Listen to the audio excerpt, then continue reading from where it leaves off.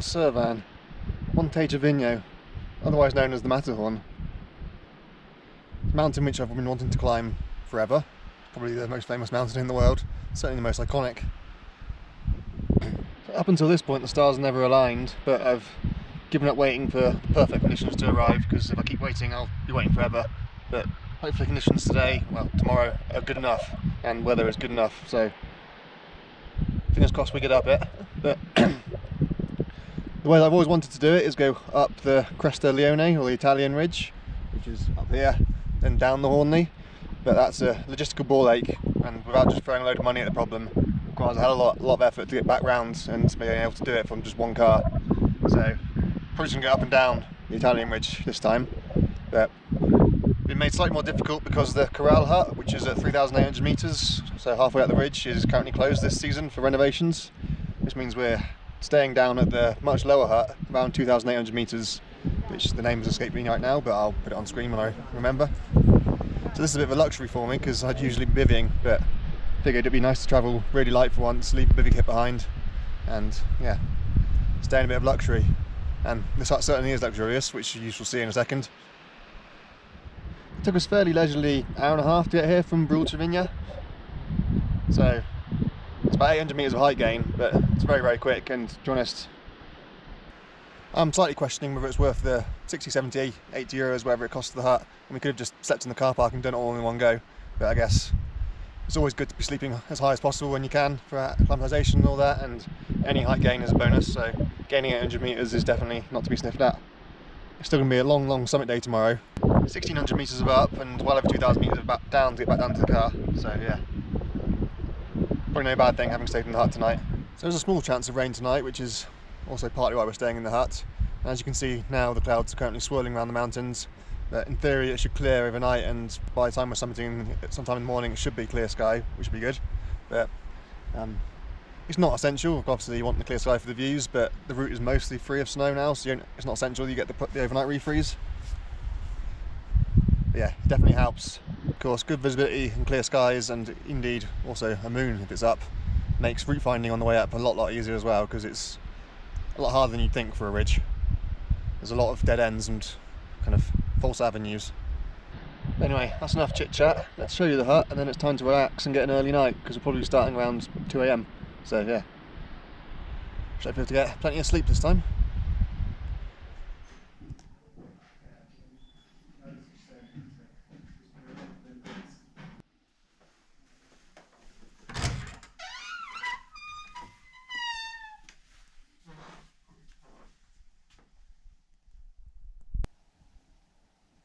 So we've got bunk beds. It's pretty cramped in here, but it certainly beats a dorm room. We're sharing with 2 other random people, but can't complain. Pretty stunning views out the window towards Mont Cervin. And the best thing about all of this is we've got our own private bathroom, so you can have a pure view.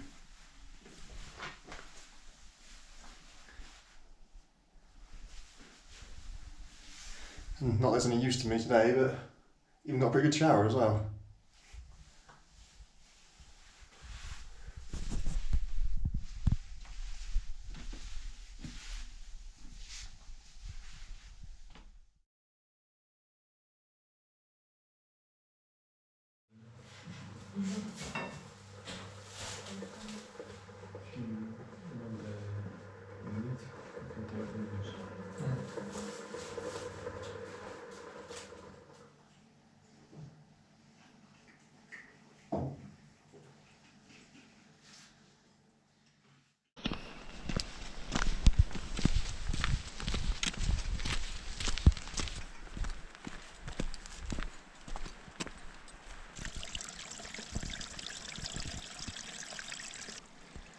Just stopped here to fill up our water bottles, because while there is running water in the hut, it's been sat in storage tanks for God knows how long, so better safe than sorry. And of course, fresh mountain water always tastes so much better. So I'm still slightly bitter about having to spend 70 euros just for lie down for a few hours. It was actually remarkably civilised. The other guys moved to different rooms, we had the room to ourselves, and I think there's only 4, maybe 5 other parties at the hut, so it's incredibly quiet, incredibly peaceful. Set off about 2:30, and yeah, initially struggling to find the way up this initial scramble because it's just all miscellaneous rocky. It's not joss, it's actually pretty good rock, but yeah, no obvious path. But just keep heading up till we find something. It is very, very warm though, so I'm glad we happened to cross any glaciers to get up onto the ridge.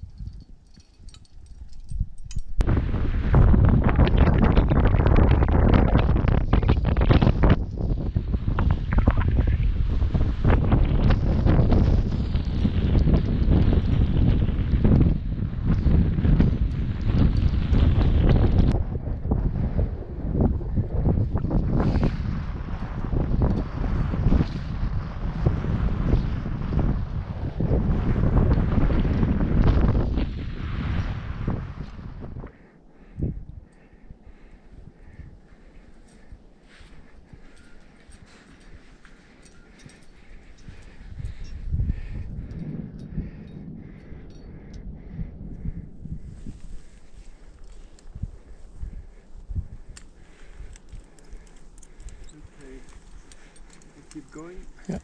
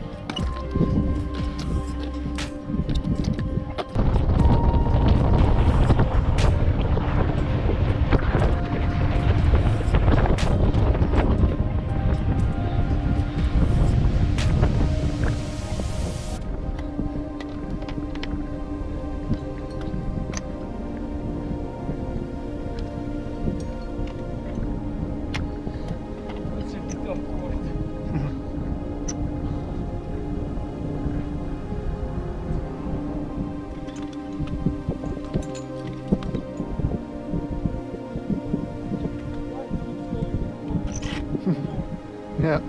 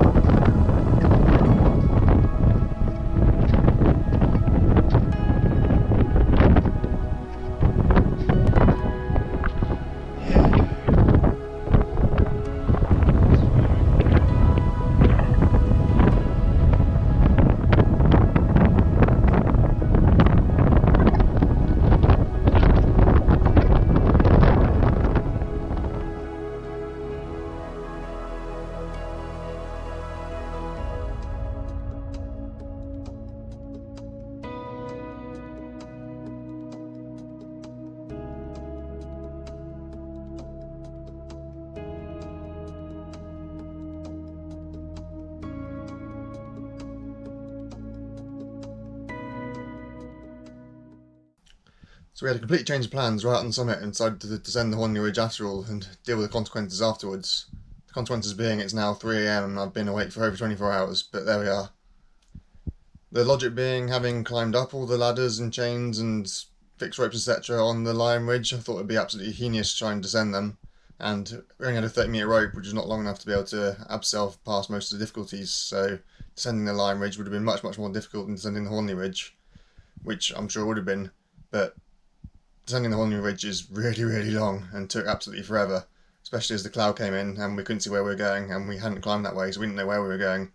So it took basically as long to get down the Hornli Ridge as it took to get up the Lion Ridge in the first place, and then we still had to get back to Italy somehow, hence why it's now 3 AM.